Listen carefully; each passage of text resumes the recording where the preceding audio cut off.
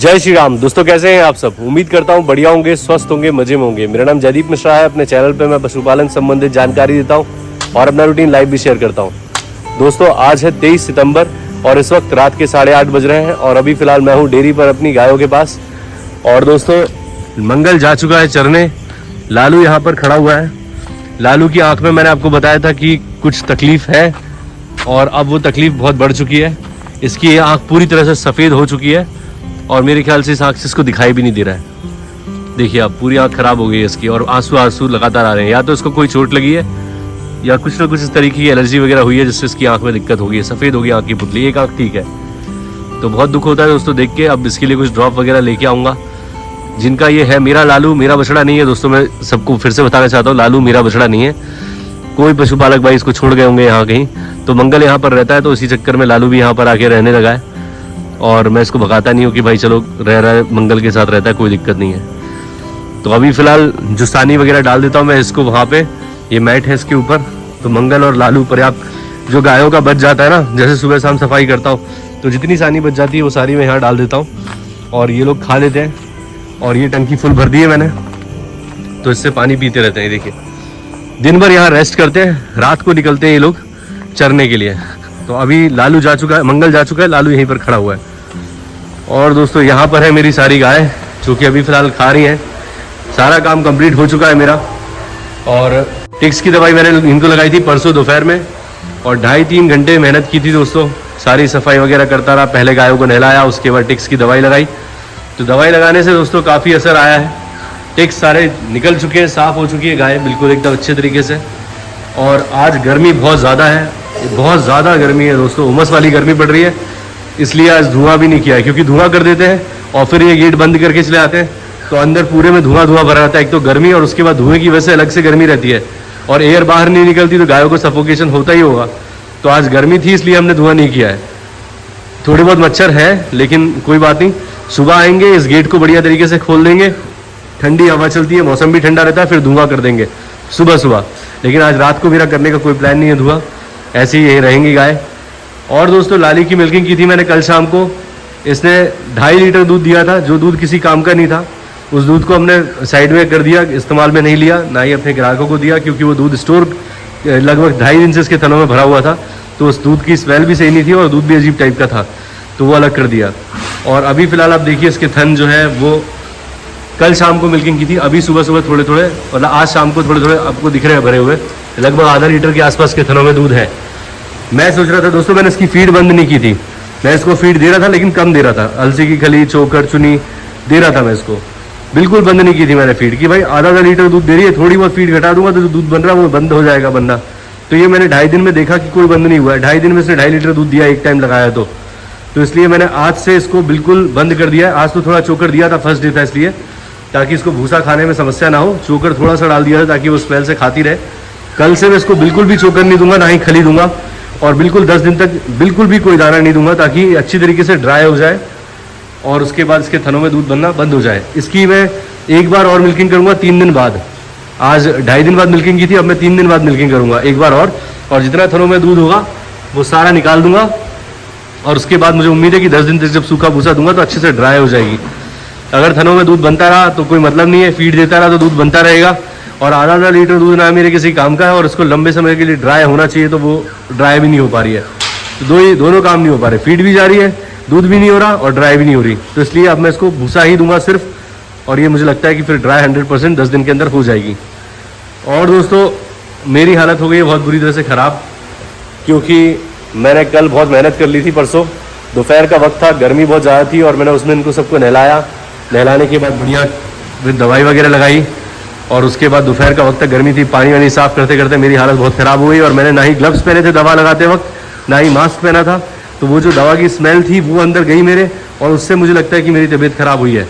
बहुत weakness type मुझे महसूस हो रही है। सर्दी जुकाम था मुझे 4-5 दिन पहले, वो ठीक हो गया था जिस दिन मैंने इनको दवा लगाई थी, लेकिन दवा लगाने के बाद से मेरी हालत फिर से ख़राब हो गई है। मुझे शरीर में बहुत वीकनेस महसूस हो रहा है, शरीर में दर्द हो रहा है और बहुत कमज़ोरी टाइप महसूस हो रही है। तो आप कभी भी अगर दवा लगाएं अपनी गायों को तो कभी भी ध्यान रखें कि मास्क ज़रूर पहने, ग्लव्स ज़रूर पहने, और उसके बाद आप स्प्रे लेके स्प्रे लगाए, पहले नहला दीजिए गायों को। नहला देने से इनके बाल सॉफ्ट हो जाते हैं और फिर अगर आप दवा लगाएंगे तो ज़्यादा मेहनत नहीं होगी। स्प्रे से स्प्रे मारिए और एक ब्रश से ऐसे कीजिए तो वो आराम से पूरे शरीर में लग जाएगी और ज़्यादा मेहनत नहीं होगी। मास्क वगैरह लगा रखा होगा तो आपको एलर्जी नहीं होगी, जो कि मुझे हो गई लगता है। तो इस तरीके से लगा सकते हैं। और एक्स स्टिक तो अच्छी दवा है ही जो मैंने इस्तेमाल की है, लेकिन अगर आप इंजेक्शन के द्वारा देना चाहते हैं तो हाईटेक काफ़ी भाइयों ने सजेशन किया है कि हाईटेक आप लगाइए, बहुत अच्छा रिजल्ट है। तो नेक्स्ट टाइम मैं हाईटेक बिल्कुल यूज़ करूँगा। लेकिन दोस्तों मैंने अभी तक इनको कभी भी हाईटेक इंजेक्शन नहीं लगाया है अपनी गायों को। ना लगाने के पीछे कारण ये है कि भाई मुझे ज़्यादा इंजेक्शन लगाने का एक्सपीरियंस नहीं है। मैंने अपनी गायों को कभी भी कोई बुखार हो जाए, बीमारी हो जाए, कुछ भी हो जाए, मैंने खुद से दवा दी है, खिलाने पिलाने वाली दवा देता हूँ मैं, मुझे पता है। इंजेक्शन का भी जानकारी है, लेकिन मैंने कभी खुद से इंजेक्शन नहीं लगाया है। या तो मैंने डॉक्टर से लगवाया है या किसी पशुपालक भाई को पकड़ के लेके आया हो जो अपनी भैंसों वगैरह को इंजेक्शन रेगुलर लगाता रहता है, उससे लगवाया है। क्योंकि अगर प्रॉपर तरीके से इंजेक्शन नहीं लगा और सिरिंज अंदर टूट गई तो फिर दिक्कत बन जाएगी। और उसके बाद अगर मतलब ढंग से नहीं लगी तो फिर पशु को दर्द भी हो सकता है, घाव भी बन सकता है, वहाँ पर फोला पड़ जाएगा, सारी चीज़ें आएंगी। तो इसलिए मैं गायों के साथ कोई रिस्क नहीं लेता हूँ, क्योंकि मैंने प्रॉपर ट्रेनिंग नहीं ली थी वेटनरी की, इसलिए मैं खुद से इंजेक्शन लगाने का रिस्क नहीं लेता हूँ। लोगों को लगता होगा इंजेक्शन लगाने में बहुत बड़ी रॉकेट साइंस नहीं है, आसानी से लगा सकते हैं। इंजेक्शन लगाने का तरीका होता है, कुछ दवाइयाँ होती हैं जो कि इंट्रामस्कुलर लगती है, जो कि आप गर्दन में लगा सकते हैं, पुट्ठे में लगा सकते हैं। कुछ दवाइयाँ होती है जो कि सबकट लगती है, यानी कि स्किन में लगती है, जैसे हाईटेक वगैरह का इंजेक्शन हो गया तो स्किन के अंदर लगता है वो। तो आप पहले इंजेक्शन को लगाएं, फिर उस सिरिंज को लगाने के बाद आप खाल पकड़ के खींचे इंजेक्शन सिरिंज के साथ, तो वो सिर्फ जब दवाई आप इंजेक्ट करोगे तो सिर्फ खाल के अंदर जाएगी। ये सारी चीज़ें मुझे पता है, इंजेक्शन लगाने का सारा तरीका सब कुछ पता है, लेकिन मैंने कभी भी एक्सपेरिमेंट करा नहीं है कि भाई मैं खुद लगाऊं। मैं चाहता हूं कि भाई अगर पॉसिबल हो तो किसी प्रोफेशनल बंदे से ही यूज़ करवाऊं इंजेक्शन वगैरह लगाना, ताकि गाय स्वस्थ रहे। और मैं आपको सलाह दूंगा कि आप कभी भी, आप अगर डेयरी चलाते हैं, आप स्वयं करते हैं, आपके बच्चे हैं छोटे, कोई 16-17 साल का, मतलब इतना बच्चा है जो समझदार हो चुका है, 12वीं कर चुका है, कॉलेज वगैरह जा रहा है, अगर आपके घर पे डेयरी है और आपके घर पे ऐसे बच्चे हैं जो कॉलेज जाते हैं, स्कूल जाते हैं, तो उनका स्कूल कंप्लीट होने के बाद अगर आपका डेयरी में ही फ्यूचर है, आपको डेयरी चलानी है और आप हमेशा से करते आ रहे हैं, तो मैं कहूँगा अपने बच्चे को जो भी वो पढ़ाई करता है, जिस चीज़ की वो तैयारी कर रहा है, वो तो करने दीजिए। लेकिन अगर आपके घर पे डेयरी है तो आप उस बच्चे को ट्रेनिंग ज़रूर कराएं, क्योंकि आपको तो समय नहीं होगा क्योंकि आप इस काम में व्यस्त रहते हैं। लेकिन अपने घर के किसी बच्चे को वेटनरी की ट्रेनिंग ज़रूर दिलवाएं। 2-3 महीने की ट्रेनिंग होती है, लेकिन उससे आपको बहुत फ़ायदा मिलेगा। आपके घर पे खुद का बच्चा AI वर्कर बन जाएगा, AI कर पाएगा। और उसके बाद अगर वो सही तरीके से उसने ट्रेनिंग की तो हो सकता है जो गवर्नमेंट की जॉब वगैरह निकलती है वेटनरी डिपार्टमेंट में, वो उसको मिल जाए। और अगर कुछ भी ना मिला तो वेटनरी की अगर ट्रेनिंग कर रखी होगी तो उसको दवाइयाँ, बीमारियाँ, सारी चीज़ों की नॉलेज होगी और वो मोटरसाइकिल लेके AI सिलेंडर रख के सारी चीज़ें लेके घूम सकता है और लोकल में दिन का 500-1000 रुपये आराम से बना सकता है, सिर्फ पशु का इलाज करके। आपकी डेयरी में तो इलाज करेगा वो आपका बच्चा, साथ साथ में आसपास के एरिया में भी जाके दूसरे पशुओं का इलाज करके अपनी जीविका चला सकता है, बेरोजगार नहीं रहेगा अगर कोई जॉब वगैरह नहीं लगी तो मैं तो यही सलाह दूंगा कि जो भी भाई डेयरी चलाते हैं, पशुपालन करते हैं, वो अपने फैमिली मेंबर को किसी एक को ट्रेनिंग ज़रूर कराएं, ताकि आपको भी फ़ायदा मिले और आपके द्वारा दूसरों को भी मिले और आपका डॉक्टर का खर्चा बच सके। तो इस चीज़ का ज़रूर ध्यान रखिए। और गर्मी दोस्तों इतनी ज़्यादा हो रही है कि मैं क्या बताऊँ आपको, पूरे शेड के अंदर इतनी ज़्यादा तपन है, बहुत ज़्यादा उमस है। देखिए आप डिज्नी को देखिए कैसे हाँफ रही है, आपको समझ में आ रहा है क्या? देखिए खड़ी खड़ी डिज्नी हाँफ रही है, डेजी तो ठीक है, डिज्नी हाँफ रही है। तो गर्मी आप समझ सकते हैं, अंदाज़ा लगा सकते हैं, डिज्नी ऐसे हाँफती नहीं है कभी, लेकिन आज हाँफ रही है, इसका मतलब गर्मी बहुत ज़्यादा है, हालत बहुत ज़्यादा ख़राब हो चुकी है। और आप लोगों ने देखा पिछले वीडियो में कि डिज्नी जब बैठती है तो उसके थनों से दूध गिरता है। तो कुछ भाइयों ने कहा कि आप कैल्शियम की कमी की वजह से दूध गिरता है, आप कैल्शियम की मात्रा बढ़ा दीजिए तो दूध गिरना बंद हो जाएगा। ऐसा नहीं है, कैल्शियम की कमी की वजह से कभी भी दूध नहीं गिरता है। दूध गिरने के पीछे कारण होता है अडर के टिश्यू का वीक हो जाना। जब आप पशु की मिल्किंग करते हैं तो दूध देते देते पशु के कुछ पशुओं में ऐसा होता है कि उनके अडर के टिश्यू जो है वो डैमेज हो जाते हैं, होते ही है नॉर्मली। आपकी गाय को विटामिन H अगर नहीं मिलता, जैसा मेरी गायों के पास हरा चारा नहीं है, हरे चारे में भी विटामिन H होता है, तो और ज़्यादा अच्छी फीड नहीं है, इसमें प्रोटीन की मात्रा ज़्यादा हो। मैं जो खिलाता हूँ वो ज़्यादातर चोकर का इस्तेमाल करता हूँ, खली का इस्तेमाल करता हूँ और थोड़ी बहुत चुनी का इस्तेमाल करता हूँ, चने की। तो इस तरीके की फीड जो देता हूँ वो बैलेंस डाइट तो नहीं है कहीं ना कहीं। अगर आप अपनी पशु को बैलेंस डाइट देते हैं और प्रॉपर हरा चारा वगैरह मिलता है और विटामिन H की मात्रा पूरी रहती है शरीर के अंदर, मल्टीविटामिन वगैरह देते रहते हैं, मिनरल मिक्सचर देते रहते हैं। अभी फिलहाल मिनरल मिक्सचर भी आपको पता है कि मेरे पास नहीं है। तो कारण क्या होता है कि अभी कैल्शियम देने से हल्का दूध तो बढ़ा, लेकिन अडर में इतनी दम नहीं है कि वो दूध को होल्ड कर सके, और ये है विटामिन H की कमी की वजह से। तो इसको जब विटामिन H दूंगा, मैं विटामिन H दूंगा या कोई और सप्लीमेंट दूंगा जिसके अंदर विटामिन H अच्छी मात्रा में हो, तो उसके अडर स्ट्रांग होगा और ये थनों से जो दूध वगैरह टिश्यू जब बढ़िया तरीके से रिपेयर हो जाएंगे इसके, जब ये ड्राई पीरियड में रहेगी तो फिर उसके बाद ये समस्या नहीं होगी। मैंने अभी तक इसको विटामिन एच नहीं दिया है, ना ही काविंग के टाइम पे दिया था, ना ही ब्याने के बाद दिया, अभी तक नहीं दिया। लेकिन इस बार जब ये ब्याएगी तो उससे पहले मैं इसको विटामिन एच रेगुलर दूंगा ताकि समस्या न आए, और लाली को भी दूंगा। दोस्तों अडर से संबंधित कोई भी समस्या है, थन छोटा बड़ा है, दूध कम है और दूध बैठने पे गिर जाता है, तो थनों से संबंधित चाहे मस्टाइटिस हो, कोई भी समस्या है, तो उसमें सारा रोल लगभग विटामिन एच का ही होता है। तो वो आपको अपने पशु को किसी न तरीके से सप्लीमेंट के द्वारा देना ही चाहिए, किसी भी तरीके से। तो इस चीज़ का ज़रूर ध्यान रखें। और यहाँ पर देखिए राधिका भी आराम से एकदम झूल रही है, एकदम गर्मी की वजह से, ये देखिए। और दोस्तों एक भाई ने कमेंट किया था कि उनकी गाय है जो कि 6 महीने ब्याए हुए हो चुके हैं और दूध निकालते वक्त लात चलाती है, तो क्या उपाय करें।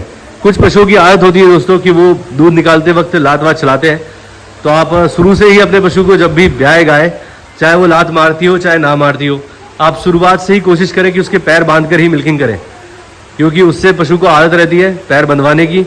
और वो अगर लास्ट में जब ड्राई होने का वक्त आता है, जब दूध कम करना शुरू करती है, गाभिन हो जाती है, तो फिर वो लात वात मारने वाली समस्या ज़्यादा करती है। तो ऐसे वक्त में अगर आप पैर बांधते हैं शुरू से, तो आपको समस्या नहीं होगी। आराम से पैर बांधिए और मिल्किंग कर ली। और ये जो समस्या देखी जाती है पैर चलाने वाली, ज़्यादातर देखी जाती है हमारी देसी गायों के अंदर, इनमें समस्या ज़्यादा होती है। और इसके लिए उपाय तो पैर ना चलाए, इसका उपाय तो यही है कि आप पैर बांध के मिल्किंग करें। अगर नहीं आदत है तो भी 1-2 दिन आप करेंगे, पैर बांधने की कोशिश करेंगे दूध निकालने की, तो उसको आदत बन जाएगी। और उसके बाद आप, क्योंकि आप पैर बांधेंगे और उसको आदत नहीं है तो वो दूध नहीं उतारेगी, तो आप उसको दूध एक्स की टैबलेट दे दीजिए मिल्किंग के आधा घंटे पहले। आप वो आयुर्वेदिक टैबलेट है, उससे कोई समस्या नहीं होती है। कुछ भाई ऑक्सीटोसिन इंजेक्शन भी यूज़ करते हैं दूध उतारे पशु, इसके लिए भैंसों के लिए ज़्यादातर यूज़ किया जाता है, तो ऑक्सीटोसिन यूज़ ना करें। मार्केट में आप जाएंगे, मेडिकल पे आपको दूध एक्स टैबलेट मिल जाएगी जो कि पूरी तरह से आयुर्वेदिक होती है, वो टैबलेट लेके आए और आप मिल्किंग के आधा घंटे पहले अपनी गाय को दे दें, उसके पैर बांधें। तो पैर बांधने से वो इरिटेट होगी, दूध नहीं उतारेगी, तो आधा घंटे पहले आपने दवाई दी होगी तो आराम से दूध उतार देगी, आप मिल्किंग कर लेंगे। 2-3-4 दिन आप लगातार इस तरह से मिल्किंग कीजिए, उसको पैर बंधवाने की आदत हो जाएगी और फिर वो आराम से दूध निकालने देगी, आपको कोई समस्या नहीं करेगी। तो दोस्तों ये आप कर सकते हैं। तो अभी फिलहाल दोस्तों समय हो चुका है काफ़ी और मेरी हालत है बहुत ख़राब, चलते हैं। और शेर का कोई अपडेट नहीं है दोस्तों, शेर नहीं मिला है। जंगल में काफ़ी ढूंढा गया, प्रयास किया गया कि भाई मिल जाए, फॉरेस्ट वाली टीम भी घूमती रही, लेकिन शेर जैसे जानवर को ढूंढ पाना बहुत मुश्किल है। अगर आप किसी नेशनल पार्क में भी शेर को देखने जाते हैं, देखने जाते हैं, तो आपकी किस्मत है कि जहाँ पर 100-200 शेर है, बहुत बड़े एरिया में 200, 250, 300 किलोमीटर में जो जंगल फैला हुआ है, वहाँ पर 200-250 शेर होने के बावजूद भी आपको देखने को नहीं मिलेगा, क्योंकि वो इतनी अच्छे से झाड़ियों में छुप जाते हैं। तो यहाँ तो एक ही था और इतने बड़े इलाके में था, तो कहाँ चला गया होगा इसका कोई पता नहीं है। लेकिन ये है कि अभी फ़िलहाल मिला नहीं है और यहाँ से जंगल लगे हुए, तो कहीं निकल गया होगा, हो सकता है कहीं और देखा जाए। तो अभी तक तो शेर पकड़ा नहीं गया है।